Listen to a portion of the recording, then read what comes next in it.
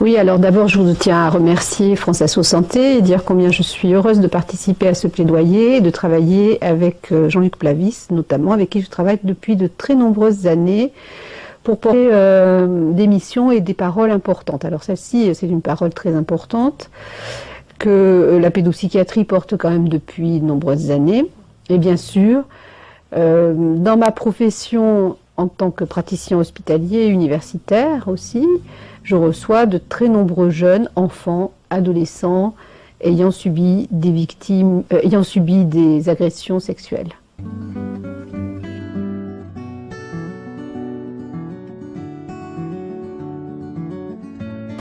Alors bien sûr, il existe des signes faibles qui sont bien connus par les praticiens et qui doivent être à nouveau mis sur le devant de la scène. Chez l'enfant le plus petit, un des signes faibles les plus reconnus est un signe autour du jeu répétitif et qui à ce moment-là peut prendre la forme de troubles autour de la sexualité, enfin d'une sexualité qui n'est pas habituelle chez un enfant petit. On va retrouver ces préoccupations-là aussi de signes faibles chez l'enfant d'âge moyen et aussi chez le jeune adolescent. Alors pour vous donner un exemple quand même, sur le service d'hospitalisation de temps plein que je gère ici, de 13 lits, qui reçoit des jeunes filles qui ont des troubles des conduites alimentaires, ou des jeunes gens d'ailleurs, des adolescents qui ont des troubles sévères de l'humeur, ou des troubles plus complexes neurodéveloppementaux. Les chiffres montrent que plus de 60% des patients qui sont hospitalisés pour des troubles graves de nature pédopsychiatrique ont subi un abus sexuel dans leur histoire de vie. Donc ça, je crois que c'est très important de le noter. Et il y a aussi de plus en plus de travaux qui vont montrer que beaucoup d'enfants qui sont, alors par définition, puisqu'ils sont placés, la plupart des enfants qui sont beaucoup d'enfants qui sont acceptés à l'aide sociale à l'enfance ont eu des abus sexuels dans leur histoire, ont subi des abus sexuels.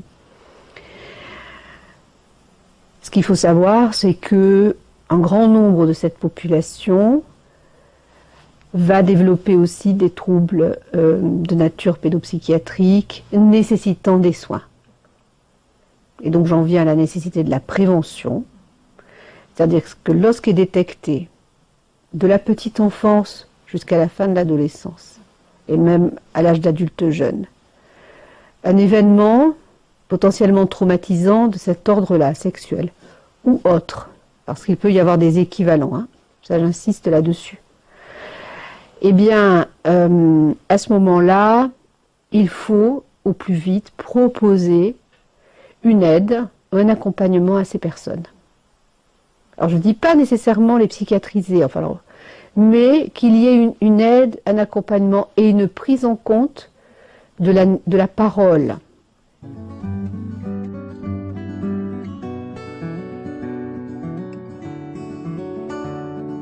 Alors ça fait partie de nécessaire prise en compte d'un déploiement au niveau de la santé publique, de la prévention, qui va passer par la structuration du recours de type 1 jusqu'au type 3 beaucoup plus spécialisé, et tous les professionnels de santé de premier recours doivent être formés à la connaissance des symptômes, mais aussi à la connaissance de la façon dont on parle à des enfants et à des adolescents qui ont subi des traumatismes de l'intime.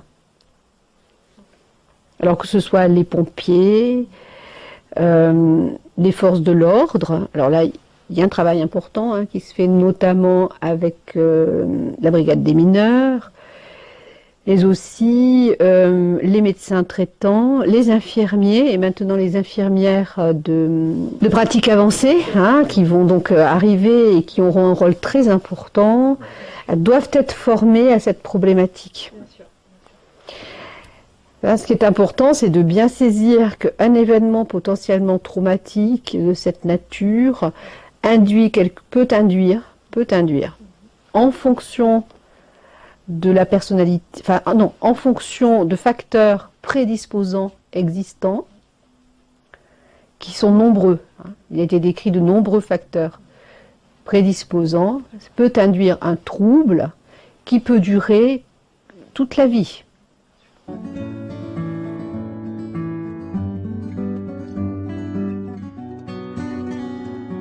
Je pense que Françoise Sousanté, vous êtes bien placé pour défendre l'idée d'un parcours avec des acteurs impliquant aussi des usagers, avec la nécessité qu'il y ait une formation très sérieuse et un vrai maillage entre les acteurs de terrain du soin et les usagers formés. Ça, c'est très important, c'est-à-dire que la culture de l'usager et la culture médicale puissent se rencontrer.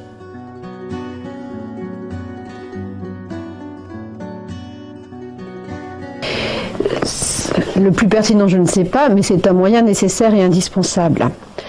Et donc, comme on a dit, pour les usagers, ils doivent mailler leur travail avec les médecins, il faut aussi que le système judiciaire puisse se mailler avec les usagers et les médecins.